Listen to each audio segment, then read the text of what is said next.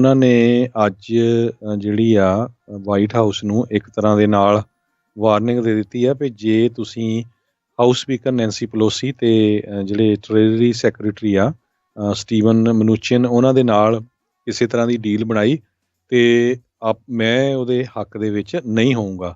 ਉਹ ਕਹਿੰਦੇ ਵੀ ਸਾਡਾ ਇਸ ਟਾਈਮ ਜਿਹੜਾ ਮੇਨ ਮੁੱਦਾ ਆ ਉਹ ਸੁਪਰੀਮ ਕੋਰਟ ਦੇ ਜਸਟਿਸ ਐਮੀ ਬੈਰਟ ਜਿਹੜੀ ਆ ਉਹਨਾਂ ਦੀ ਕਨਫਰਮੇਸ਼ਨ ਦਾ ਹੋਣਾ ਚਾਹੀਦਾ ਆ। ਜੇ ਇਸ ਬਿੱਲ ਨੂੰ ਸੈਨੇਟ ਦੇ ਵਿੱਚ ਲਿਆਂਦਾ ਗਿਆ ਤੇ ਕਈ ਸੈਨੇਟਰ ਜਿਹੜੇ ਆ ਉਸ ਤੋਂ ਨਾਰਾਜ਼ ਹੋ ਜਾਣਗੇ ਤੇ ਸਾਡੀ ਜਿਹੜੀ ਆ ਐਮੀ ਬੈਰਟ ਦੀ ਕਨਫਰਮੇਸ਼ਨ ਉਹਦੇ ਉੱਤੇ ਜਿਹੜਾ ਅਸਰ ਪਊਗਾ। ਨੈਂਸੀ ਪਲੋਸੀ ਤੇ ਸਟੀਵਨ ਮਨੂਚਿਨ ਜਿਹੜੇ ਆ ਉਹ ਨੈਗੋਸ਼ੀਏਸ਼ਨਸ ਕਰ ਰਹੇ ਹੈਗੇ ਆ ਲਗਭਗ $2 ਟ੍ਰਿਲੀਅਨ ਦੀ ਇਕਨੋਮਿਕ ਰਿਲੀਫ ਪੈਕੇਜ ਦੀ। ਸੋ ਇਸ ਪੈਕੇਜ ਦੇ ਅੰਡਰ ਈਵਨ ਜਿਹੜੇ ਪ੍ਰੈਜ਼ੀਡੈਂਟ ਡੋਨਲਡ ਟਰੰਪ ਆ ਉਹਨਾਂ ਨੇ ਵੀ ਇੱਕ ਤਰ੍ਹਾਂ ਨਾਲ ਇਸ ਨੂੰ ਨੋਟ ਕੀਤਾ, ਹਾਂ ਕੀਤੀ ਆ ਵੀ ਹਾਂ ਠੀਕ ਆ ਜੇ ਤੁਹਾਡੀ ਡੀਲ ਬਣਦੀ ਆ ਤੇ ਬਣਾ ਲਓ, ਪਰ ਅਲਟੀਮੇਟਲੀ ਸੈਨੇਟ ਦੇ ਵਿੱਚ ਜਾਣਾ ਆ, ਸੈਨੇਟ ਹੀ ਅੱਗੇ ਭੇਜਣਾ ਹੈਗਾ ਆ ਤੇ ਜੇ ਸੈਨੇਟ ਨਹੀਂ ਭੇਜੂਗੀ ਤੇ ਫਿਰ ਇਹ ਬਿੱਲ ਪਾਸ ਨਹੀਂ ਹੋ ਸਕਦਾ।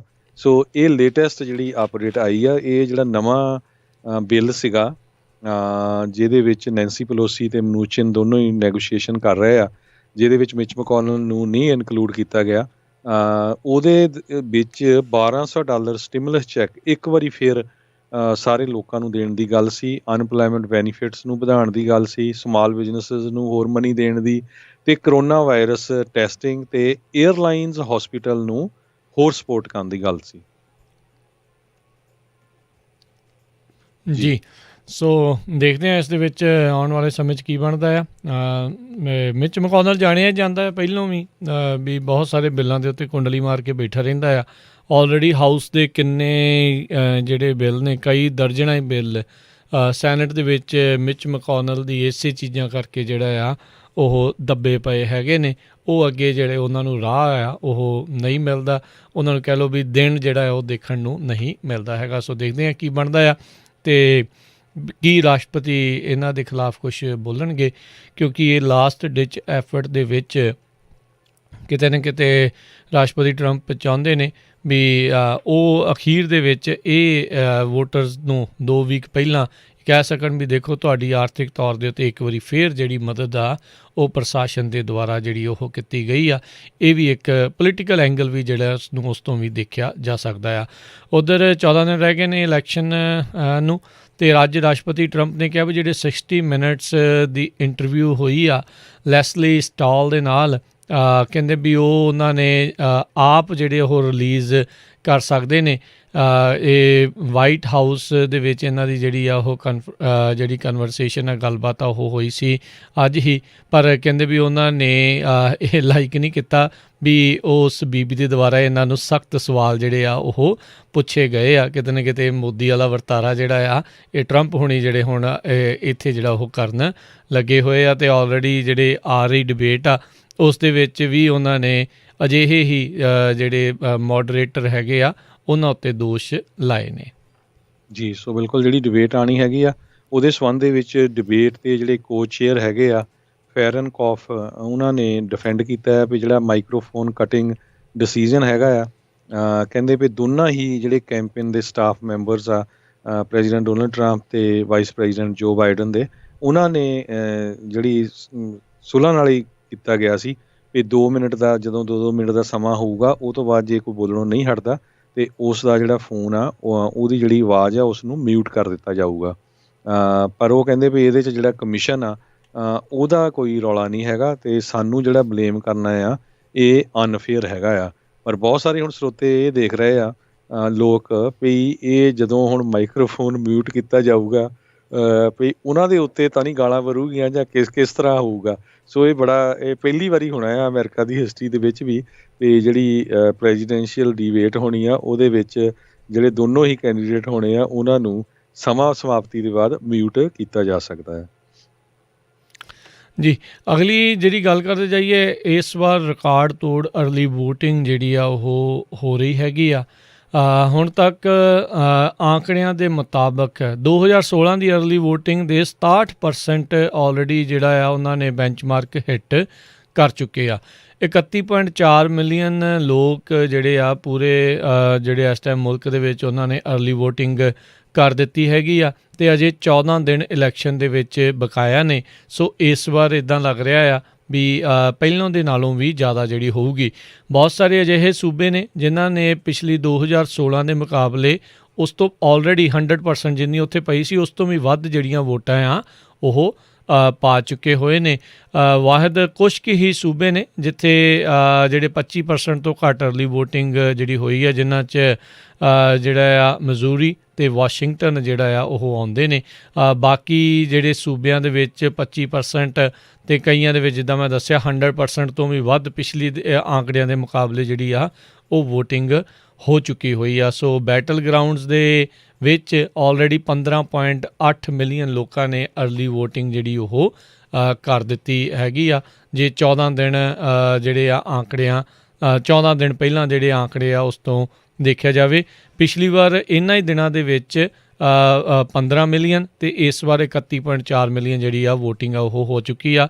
ਸੋ ਇਸ ਵਾਰ ਰਿਕਾਰਡ ਤੋੜ ਵੋਟ ਪੈਣ ਦੇ ਜਿਹੜੇ ਆ ਉਹ ਬਿਲਕੁਲ ਅਸਾਰ ਜਿਹੜੇ ਆ ਇਸੇ ਹਿਸਾਬ ਦੇ ਨਾਲ ਹੀ ਲੱਗ ਰਹੇ ਹੈਗੇ ਨੇ ਜੀ। ਅਗਲੀ ਖਬਰ ਜਿਹੜੀ ਆ ਪ੍ਰੈਜ਼ੀਡੈਂਟ ਡੋਨਲਡ ਟਰੰਪ ਦੀ ਵਾਈਫ ਮਲਾਨੀਆ ਟਰੰਪ ਦੇ ਬਾਬਤ ਆ।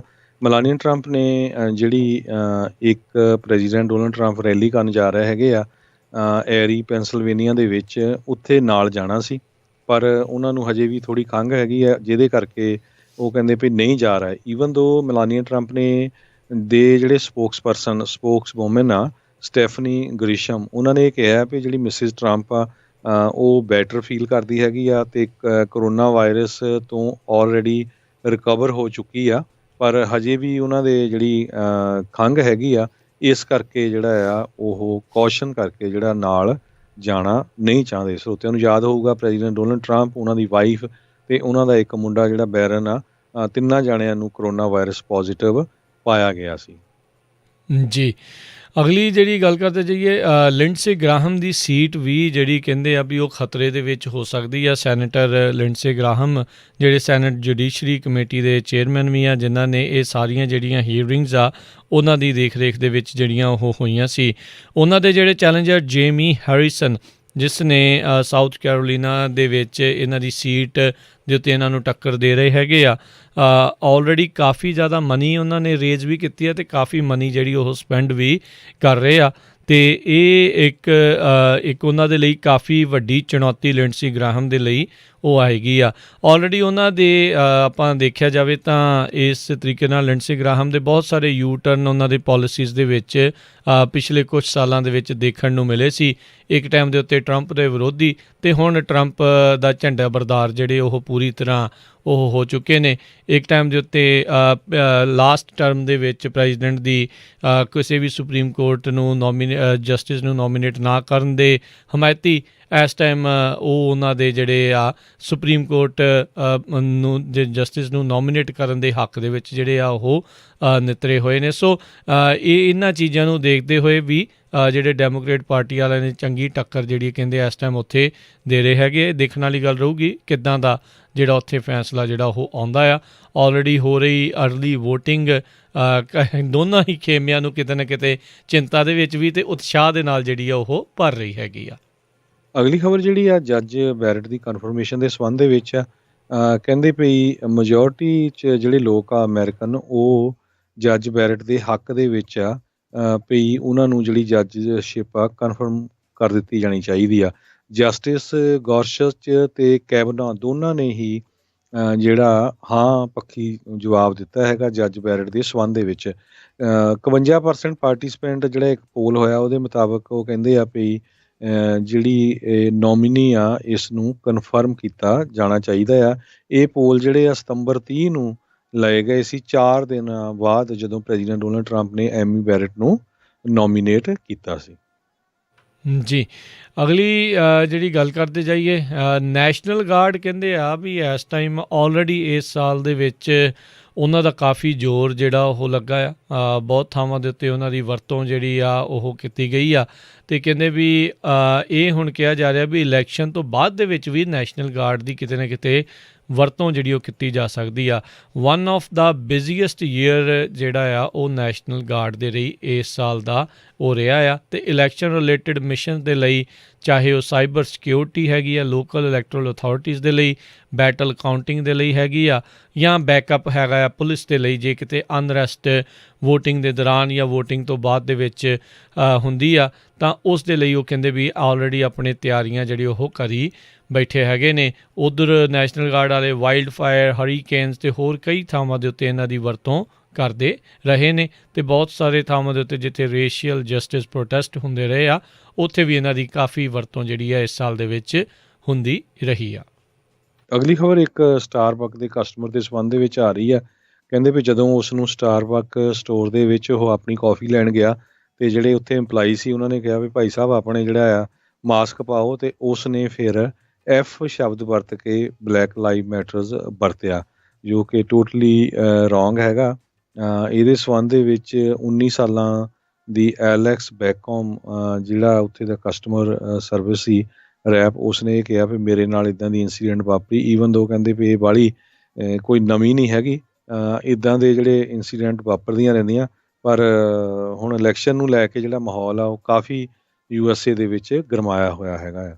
ਜੀ, ਮਿਆਮੀ ਦੇ ਪੁਲਿਸ ਡਿਪਾਰਟਮੈਂਟ ਦੇ ਇੱਕ ਪੁਲਿਸ ਨੇ ਆਪਣਾ ਮਾਸਕ ਪਾਇਆ ਸੀ, ਪਰ ਉਸ ਮਾਸਕ ਦੇ ਉੱਤੇ ਉਹ ਰਾਸ਼ਟਰਪਤੀ ਟਰੰਪ ਦੀ ਹਮਾਇਤ ਕਰਦਾ ਹੋਇਆ ਨਜ਼ਰ ਆ ਰਿਹਾ ਸੀ। ਟਰੰਪ 2020 ਦਾ ਫੇਸ ਮਾਸਕ ਪਾਇਆ ਸੀ। ਇਹ ਵੋਟਰ ਪੋਲਿੰਗ ਸਟੇਸ਼ਨ ਦੇ ਉੱਤੇ, ਪੋਲਿੰਗ ਲੋਕੇਸ਼ਨ 'ਤੇ ਉਹ ਪਾਈ ਬੈਠਾ ਸੀਗਾ।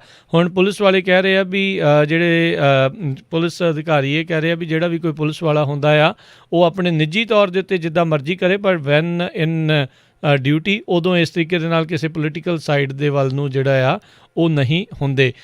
ਸੋ ਇਸ ਕਰਕੇ ਕਹਿੰਦੇ ਵੀ ਸ਼ਾਇਦ ਉਸ ਨੂੰ ਡਿਸਿਪਲਿਨ ਜਿਹੜਾ ਆ ਉਹ ਕੀਤਾ ਜਾ ਸਕਦਾ ਆ। ਇਹ ਮਿਆਮੀ ਪੁਲਿਸ ਆਫਿਸਰ ਡੈਨੀਅਲ ਉਬੇਡਾ ਨਾਮ ਦਾ ਸੀਗਾ ਜਿਸਨੇ ਯੂਨੀਫਾਰਮ ਬੈਜ ਦੇ ਨਾਲ ਲਾਈ ਹੋਈ ਗਨ ਪਾਈ ਹੋਈ ਸੀ ਅਤੇ ਨਾਲ ਟਰੰਪ ਦਾ ਮਾਸਕ ਜਿਹੜਾ ਉਹ ਪਾ ਕੇ ਪੋਲਿੰਗ ਲੋਕੇਸ਼ਨ ਦੇ ਉੱਤੇ ਗਿਆ ਹੋਇਆ ਸੀ। ਆਪਾਂ ਜਿੱਦਾਂ ਅੱਜ ਸਵੇਰੇ ਵੀ ਖਬਰ ਕੀਤੀ ਸੀ, ਟੈਨੇਸੀ ਦੇ ਵਿੱਚ ਇਹ ਲਾਅ ਹੈਗਾ ਆ ਵੀ ਕਿਸੇ ਵੀ ਪੋਲੀਟੀਕਲ ਪਾਰਟੀ ਦਾ ਜਾਂ ਕਿਸੇ ਵੀ ਕੈਂਡੀਡੇਟ ਦਾ ਜਿਹੜਾ ਨਾਮ ਜਾਂ ਉਹਦਾ ਚਿੰਨ੍ਹ ਜਿਹੜਾ ਆ ਪੋਲਿੰਗ ਲੋਕੇਸ਼ਨਸ ਦੇ ਉੱਤੇ ਨਹੀਂ ਵਰਤਿਆ ਜਾ ਸਕਦਾ।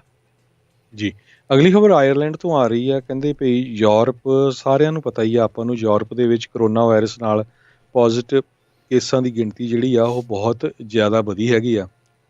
ਉਹਨੂੰ ਦੇਖਦੇ ਹੋਏ ਯੂਰਪ ਦੇ ਬਹੁਤ ਸਾਰੇ ਜਿਹੜੇ ਮੁਲਕ ਹੈਗੇ ਆ ਉਹਨਾਂ ਦੇ ਪ੍ਰਾਈਮ ਮਿਨਿਸਟਰ ਉਹ ਸੋਚ ਰਹੇ ਆ ਵੀ ਮੁਲਕ ਨੂੰ ਫਿਰ ਇੱਕ ਵਾਰੀ ਸ਼ਟ ਡਾਊਨ ਕੀਤਾ ਜਾਵੇ, ਪਰ ਸਾਰੇ ਜਿਹੜੇ ਆ ਇਕੋਨਮੀ ਨੂੰ ਲੈ ਕੇ, ਜੋਬ ਲਾਸਿਸ ਨੂੰ ਲੈ ਕੇ ਬਹੁਤ ਫਿਕਰਮੰਦ ਹੈਗੇ ਆ।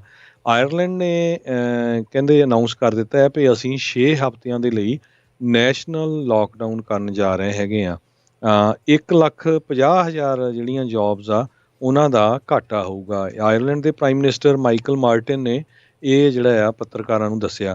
ਕਹਿੰਦੇ ਵੀ ਜਿਹੜੇ ਰੈਜ਼ੀਡੈਂਟਸ ਆ ਉਹਨਾਂ ਨੂੰ ਆਪਣੇ ਘਰਾਂ ਦੇ ਅੰਦਰ ਹੀ ਰਹਿਣਾ ਪਊਗਾ, ਆਪਣੇ ਘਰ ਤੋਂ 3 ਮੀਲ ਤੋਂ ਦੂਰ ਜਿਹੜੇ ਉਹ ਨਹੀਂ ਜਾ ਸਕਦੇ ਅਨਲੈਸ ਕਿ ਉਹ ਅਸੈਂਸ਼ੀਅਲ ਐਕਟੀਵਿਟੀ ਜਿਹੜਾ ਵਰਕ ਹੈਗਾ ਆ ਉਹਦੇ ਵਿੱਚ ਇਨਵੋਲਵ ਆ, ਜਿਸ ਤਰ੍ਹਾਂ ਕੋਈ ਫੂਡ ਰਿਲੇਟਡ ਹੋ ਗਿਆ ਜਾਂ ਹੌਸਪੀਟਲ ਰਿਲੇਟਡ ਹੋ ਗਿਆ। ਸੋ 6 ਮਹੀਨਿਆਂ ਦਾ ਸ਼ਟਡਾਊਨ ਵੀ ਕਾਫੀ ਜਿਹੜਾ ਲੰਮਾ ਸ਼ਟਡਾਊਨ ਇਹ ਹੋਊਗਾ। ਆਇਰਲੈਂਡ ਦੇ ਵਿੱਚ 51,000 ਜਿਹੜੇ ਆ ਕਨਫਰਮਡ ਕੇਸਿਸ ਹੋ ਚੁੱਕੇ ਹੈਗੇ ਆ ਕਰੋਨਾ ਵਾਇਰਸ ਪੋਜ਼ੀਟਿਵ। 1850 ਜਿਹੜੀਆਂ ਆ ਮੌਤਾਂ ਉੱਥੇ ਹੋ ਚੁੱਕੀਆਂ ਹੈਗੀਆਂ। ਜੀ, ਮਿਚ ਮੈਕੋਨਲ ਹੁਣਾਂ ਨੇ ਅੱਜ ਇਹ ਦੱਸਿਆ ਹੈਗਾ ਵੀ ਆਉਂਦੇ ਸੋਮਵਾਰ ਨੂੰ ਰਾਸ਼ਟਰਪਤੀ ਟਰੰਪ ਦੇ ਸੁਪਰੀਮ ਕੋਰਟ ਦੇ ਨੋਮੀਨੀ ਜੱਜ ਬੈਰਟ ਆ ਉਹਨਾਂ ਦੀ ਜਿਹੜੀ ਆ ਕਨਫਰਮੇਸ਼ਨ ਦੀ ਵੋਟ ਜਿਹੜੀ ਆ ਉਹ ਕਰਾਉਣ ਜਾ ਰਹੇ ਆ। ਸੈਨੇਟ ਜੁਡੀਸ਼ਰੀ ਕਮੇਟੀ ਨੇ ਪਰਸੋਂ ਨੂੰ ਵੀਰਵਾਰ ਨੂੰ ਜਿਹੜੀ ਆ ਉਹ ਵੋਟ ਪਾਉਣੀ ਆ, ਅਤੇ ਵੀਰਵਾਰ ਨੂੰ ਹੀ ਜਿਹੜਾ ਆਪਾਂ ਜਾਣਦੇ ਹਾਂ ਵੀ ਸ਼ਾਮ ਨੂੰ 6 ਵਜੇ ਇੱਧਰ ਵੈਸਟ ਕੋਸਟ 'ਤੇ ਈਸਟ ਕੋਸਟ ਦੇ ਟਾਈਮ ਦੇ ਮੁਤਾਬਕ ਰਾਤ ਨੂੰ 9 ਵਜੇ ਜਿਹੜਾ ਆ ਉਹ ਡਿਬੇਟ ਹੋਣਾ ਆ ਰਾਸ਼ਟਰਪਤੀ ਜਿਹੜੇ ਕੈਂਡੀਡੇਟਸ ਆ ਉਹਨਾਂ ਦਾ, ਅਤੇ ਉਸ ਤੋਂ ਪਹਿਲਾਂ ਜਿਹੜਾ ਆ ਇਹਨਾਂ ਨੇ ਜੁਡੀਸ਼ਰੀ ਕਮੇਟੀ ਦੀ ਵੋਟ ਜਿਹੜੀ ਉਹ ਕਰਾਉਣੀ ਹੈਗੀ ਆ। ਸੋ ਇਸ ਦੇ ਵਿੱਚ ਜਿੱਦਾਂ ਅੱਜ ਤੁਸੀਂ ਪਹਿਲਾਂ ਦੱਸ ਰਹੇ ਸੀ ਵੀ ਮਿਚ ਮੈਕੋਨਲ ਇਸ ਦੇ ਉੱਤੇ ਜ਼ਿਆਦਾ ਜ਼ੋਰ ਜਿਹੜਾ ਉਹ ਲਾਉਣਾ ਚਾਹੁੰਦੇ ਨੇ ਜਸਟਿਸ ਬਣਾਉਣ ਦੇ ਲਈ, ਉਹਨਾਂ ਨੂੰ ਇੰਸਟਾਲ ਕਰਨ ਦੇ ਲਈ। ਸੋ ਕਹਿੰਦੇ ਵੀ ਆਉਂਦੇ ਸੋਮਵਾਰ ਨੂੰ ਉਹ ਬਹੁਤ ਹੀ ਫਾਸਟ ਟਰੈਕ ਨੋਮੀਨੇਸ਼ਨ ਜਿਹੜੀ ਆ ਉਹ ਇਹਨਾਂ ਦੀ ਕਰਨ ਜਾ ਰਹੇ ਹੈਗੇ ਆ।